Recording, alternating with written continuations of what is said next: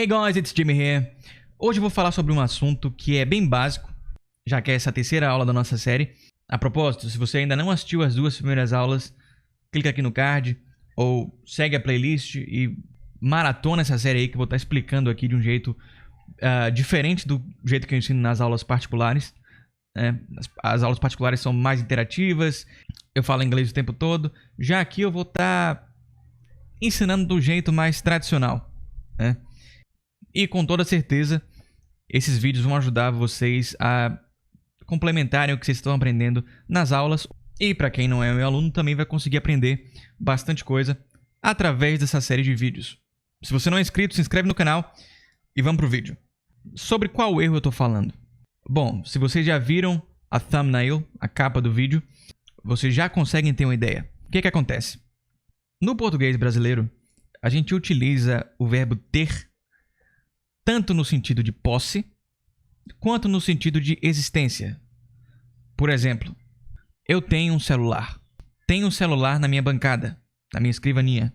No português, é possível a gente falar essas duas frases aí utilizando o verbo ter. No inglês, não. E pelo fato da maioria dos brasileiros traduzirem o tempo todo, né? Vários alunos chegam para mim com esse hábito de... Poxa, Jimmy, deixa eu pensar em português primeiro. Eles acabam errando isso aqui no inglês. O verbo ter no inglês é o have, ou to have. Então eu falaria, por exemplo, I have a phone. I have a phone.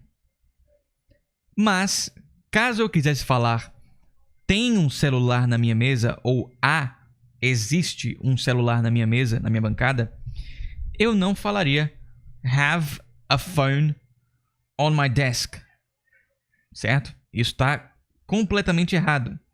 O correto aqui seria dizer there is a phone on my desk.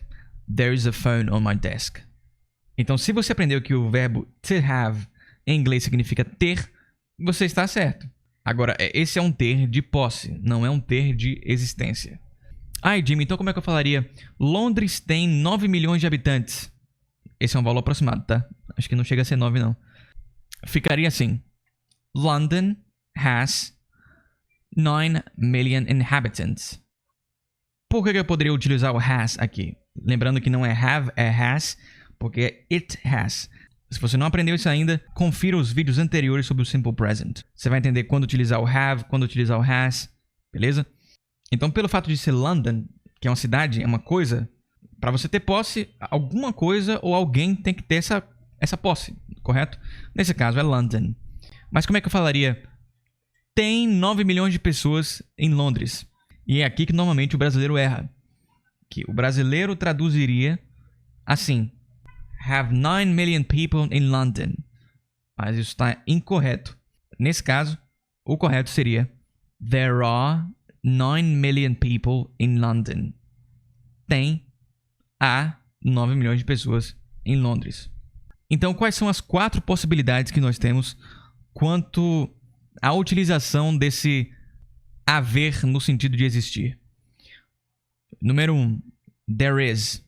A gente utiliza there is na afirmativa e no singular. Quando for uma frase afirmativa, no singular.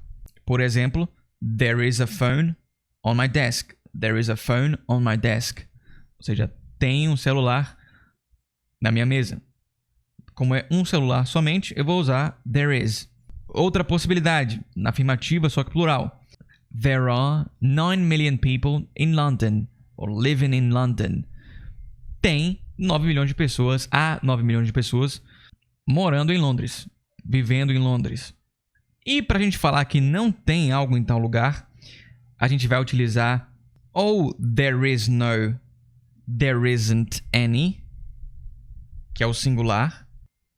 Como por exemplo, deixa eu ver algo que não tem aqui em casa. Ok. There is no dishwasher in my house.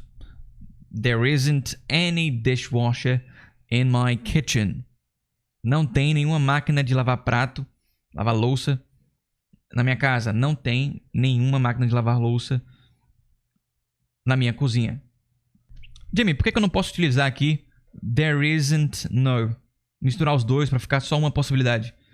Porque de acordo com a gramática padrão, não pode haver double negatives in English. Como there isn't é there is not, que é o que a gente chama de contracted form, né? A forma contraída do is not, there isn't, there is not. Esse not aí já é negativo, por isso que não funcionaria there isn't no, para não fechar essa double negative. Então fica there isn't any ou there is no.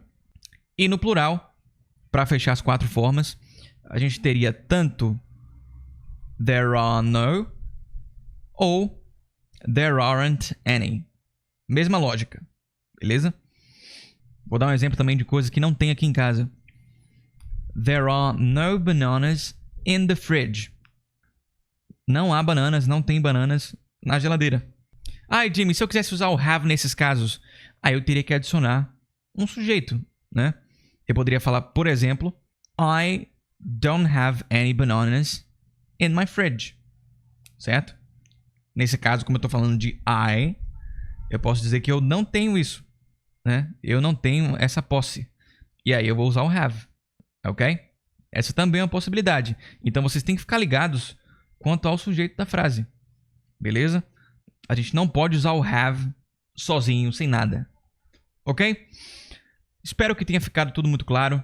Caso vocês tenham alguma dúvida, comentem aqui embaixo nos comentários. E comentem também assuntos que vocês gostariam que eu estivesse aqui explicando. So that's it for today and cheers!